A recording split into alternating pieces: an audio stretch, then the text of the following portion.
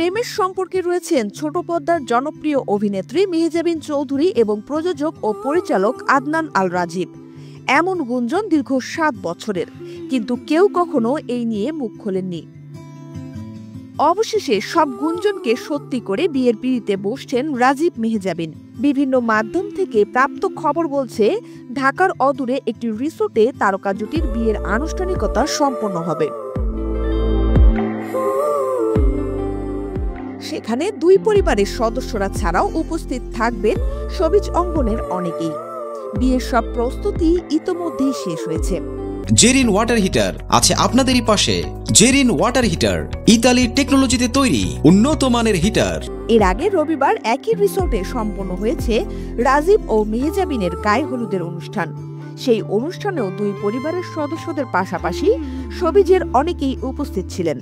তবে অনুষ্ঠানে ছবি তোলা এবং ভিডিও করা বারণ ছিল। এর জন্য মাইক্রোফোনে ঘোষণাও দেওয়া হয়। গায়ে হলুদের আগে গত 14 ফেব্রুয়ারি বিশ্ব ভালোবাসা দিবসের দিনে রাজধানীর এক আবাসিক এলাকায় একটি রেস্টুরেন্টে রাজীব ও মেহজাবিনের আকদ বা আংটি বদলের অনুষ্ঠান হয়। এবার পালা বিয়ের। তারকা জুটির বিয়ের আমন্ত্রণ পত্রে ইংরেজিতে লেখা।